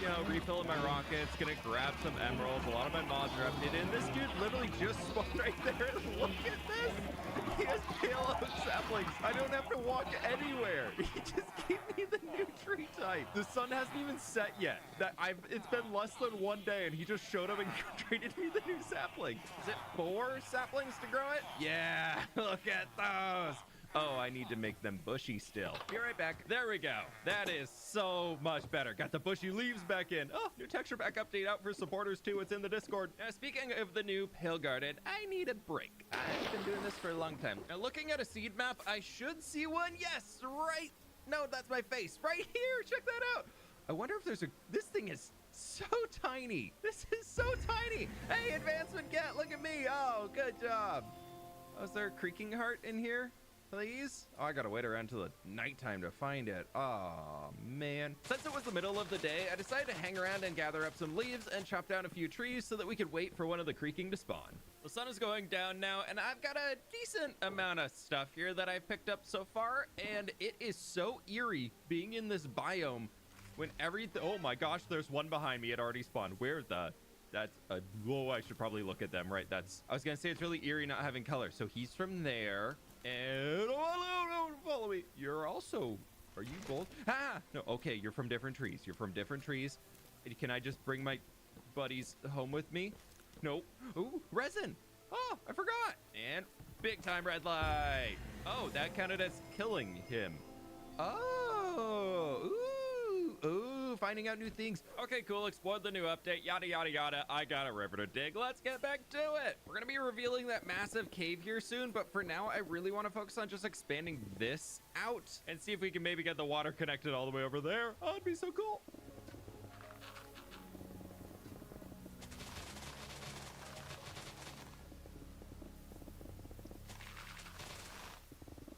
We're now at a pretty fun point. I mean, something new, at least. I don't know if it qualifies as fun, but it is something new to be doing as we bend around the river here, because the water is pushing out that way, and that water is pushing this way. We can make it pretty shallow on this end as the whole thing is kind of coming down into a bowl of sorts. So normally I'm doing like 2 blocks off, but I think here's honestly going to be coming out to like 4 blocks or so for now, and then we'll start sloping it down. We're at the point here where I should probably stop giving time updates because that's all I'm really doing, but another chunk of the river is done. I forgot they added little salmon. Look at the little dude. There's a normal size one, there's a little one, and look at the big one. Oh my, I forgot these were coming into the game. Man, I should have updated so much sooner. We are now dug all the way down here to the new deepest point of the river. Big shout out to the massive hole for helping out. I've got a little bit more that I need to dig out on the far side there, but for now I can actually fill in the entire base. It's just a little annoying with all the water here.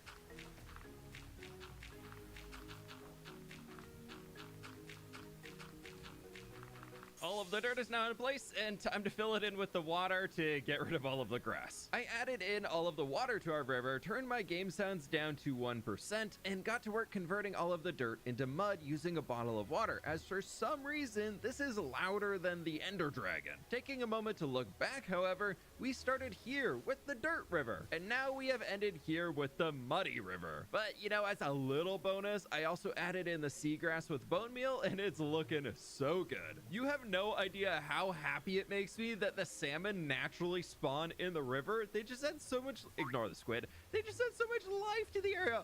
Another baby salmon, oh, it's so cute. But with the current progress, I can now swap between 2 different things. I can either fix up the edge of the river along what I've already dug as it needs some help, or I can continue the dig going out to the ocean. Yay, choices.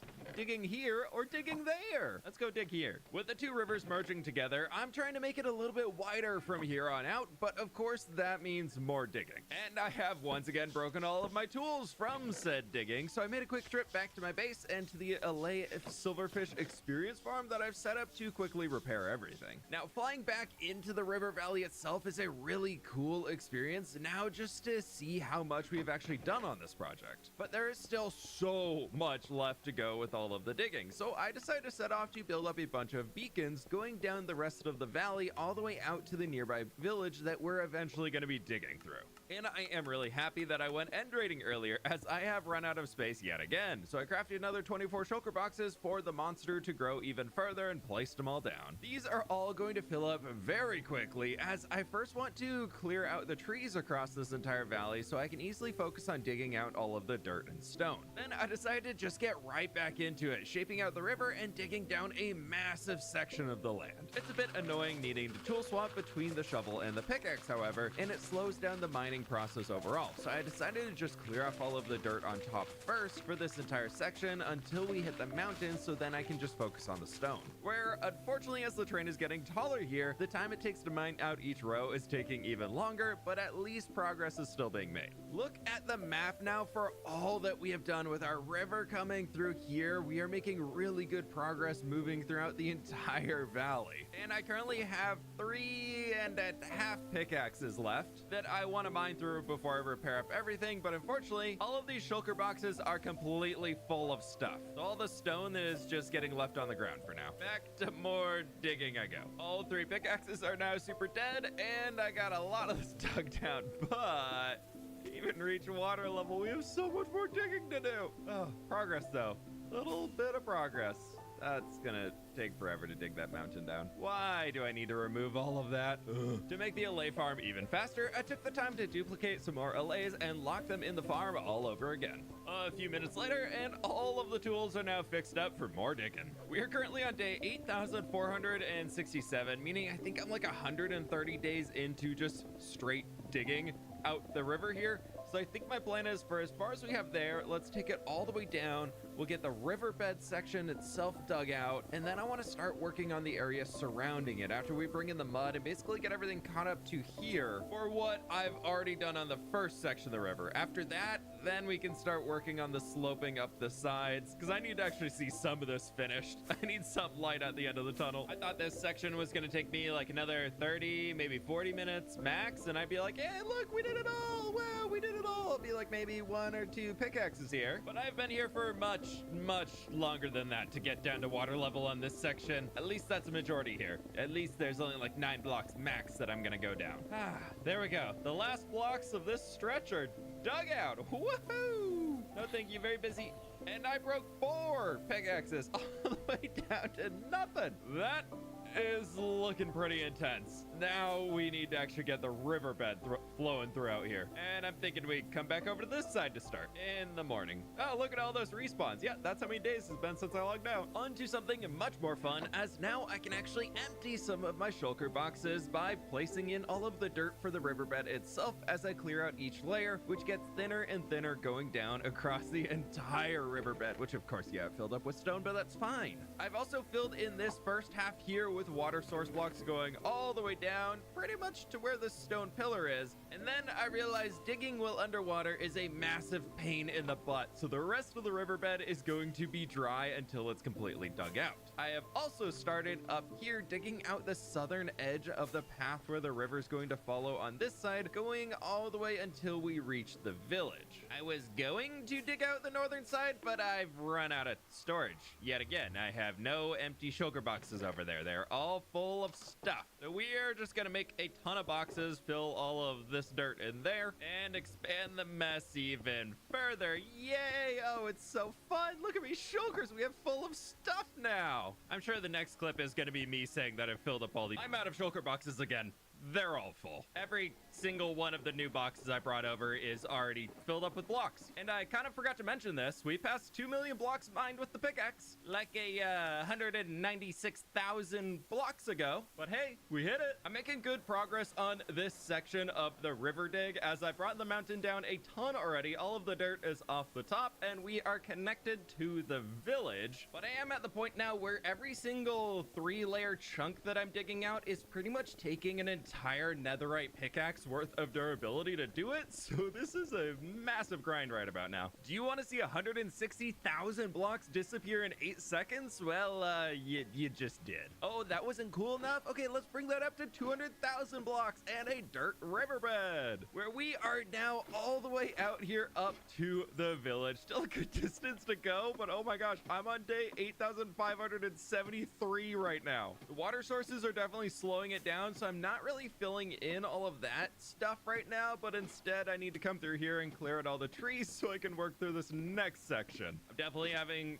regrets at this stage of the project for how long it's actually taking. I've been at this for a very, very long time. I was like, oh, this maybe take like 150 to 200 days in total to get it done. No, not even close. Not even close. It's a good thing I set aside the entire month of January to do this project, because I think it's gonna require about 400 days in game if I want to do everything. We'll see how far I go.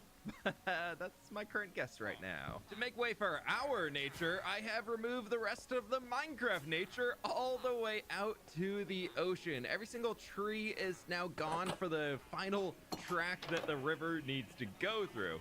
But I need a break from digging. We need to do something extremely important. It's time to plant a field. Don't worry, I didn't forget we need to plant a field. I've already marked out location for where I want to add in a new carrot field right next to the horse pasture so they can have some snacks. And if you would like to help my two dogs, Coda and Nova, have some snacks, please subscribe and leave a like on this video and they'll get extra treatos. Yes, I am guilting you into subscribing to give my dogs treats. No, I'm not a bad person. Hey, look, we have a new field planted. That was a nice break doing something a little different here. It fills up the space perfectly. Okay, back to work.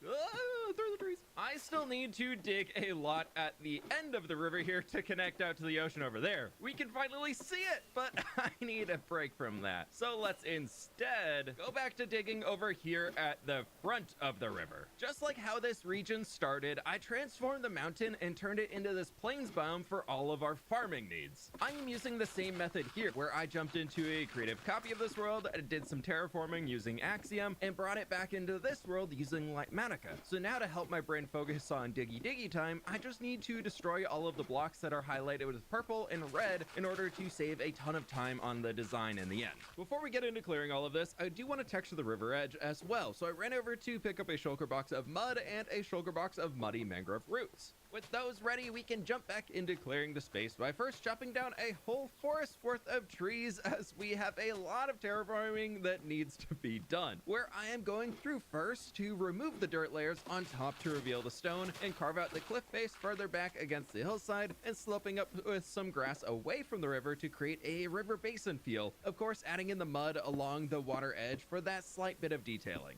Day 8,600! Woo! Yeah! Oh my gosh, another 100 days down. This is so fun. But actually, this is looking incredibly cool over here to have the first side done of all of this. It did take 4 hours and a lot of broken tools, but it is looking so good. Ignore the growing shulker mess, but if we have that going also over to this side, down around the entire corner and everything, it's gonna look really cool.